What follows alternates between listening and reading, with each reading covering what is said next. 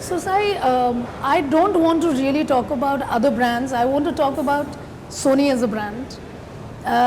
In the 19 years that we've been using Talisma, and I see that we've been with Talisma through its journey in India for the last 19 years. We've evolved a lot. And, in the last 3 years, we've focused a lot on loyalty programs, customer experience, retaining customers. Our loyalty programs are all about, we don't sell a product every day. So what we want to do is create a brand recall, create a recall of the experience that we sell. And that's what keeps us going back to the customers.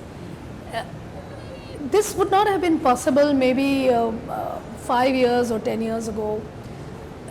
What's really made it possible is the fact that we've been looking at our data. We've been cleaning up our data, been able to recognize the customers a little more. We've been able to understand their buying patterns.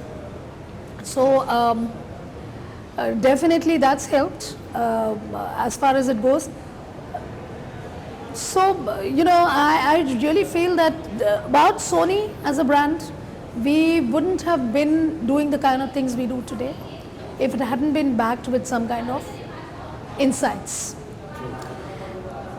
Having said that, I would also like to say that what we also realize that the way the customer communicates with us today is very different from what he did in the past.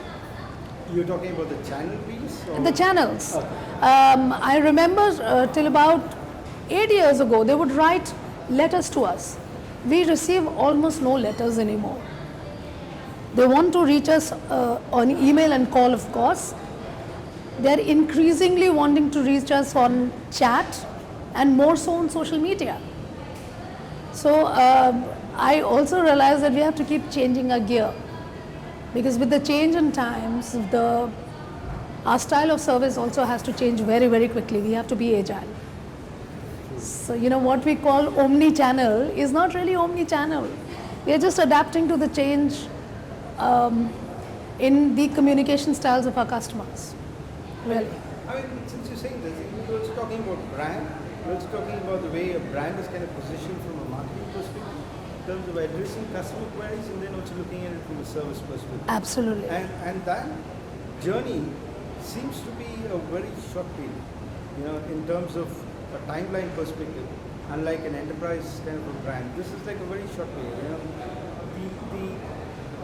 The timeline between the choice or the selection of a product to the experience to advocacy seems to be a very quick, fast-moving. It has to be. It has to be. So, it's about, as you said, if I have decided that I'm going to buy this product, then I need the brand to quickly take care of the rest of my requirements, which is of course the TV, but what follows? Getting it delivered, installed, and somebody coming home and explaining to me the other features. So we don't just sell a TV. So now I'll address other brands. The other brands. They sell the product. We sell an experience. We want to move our customers. We want them to understand that they're not just switching on a TV, but they are looking at a product which does a lot more for them. Or even if it is a TV with the picture is reaching out to them in higher definition of colors. And looks the same from all angles. Yes, looks the same from all angles. This is about TV. We also have the audio systems which are complementing our TVs. We have MDRs, which are the number one selling headphones globally today. Then we also have our cameras, which is fast outpacing the competition. All our products, we always say it is the experience. Hence, we don't look at other brands. And I'm sorry, but you were also saying from customer acquisition to the point that we deliver the first touch and go back and do the subsequent touch through our loyalty programs. We are not touching all the customers. We are touching some customers where we feel, they'll want to know a little more about the product that they have. we realize that there is a limit to the number of times that we can touch them. So from marketing, we are now looking at strategies, how to go back and touch them at a different point of time without becoming invasive. We don't want to invade their space. We don't want to over communicate with them. We want to have just the right amount of communication. So that's something that we are working on right now. So from that perspective, in terms of one is trying to look at loyalty from a customer centricity perspective, but also a share of wallet in terms of the Yes, association with the brand. absolutely. So it also means meaningfully kind of having a relationship across the entire journey.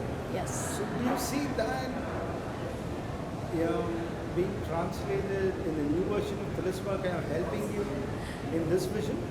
Do you see a promise in that? We are seeing a promise because there is a project that we are doing with Talisma right now where we are looking at a 360 degree. While we are available on all the channels, our data are not, we are not able to look at it at a 360 degree view, which is something which we are going to be doing this year. And once we have that, I think it will help us plan our strategies. Positioning of niche products to people who have a specific kind of buying pattern is what we would look at. And that would also obviously bring down your cost of acquisition. Absolutely, absolutely. Thank you so much. I mean, in just one word, if you want to describe the relationship that you had with Talisma, is it attributable to innovation, people, the culture, or whatever it is? I think all of it, the people, very much the people, because it's once we've got the solution, it's the people who keep coming back to us and telling us a little more about what more we can do. So of course, innovation, people, and solutions, everything, all of it together. Thank you so much, Shami. Thank you. Wish you the very Pleasure best. meeting Thank you you. for Thank coming. you. Thank you.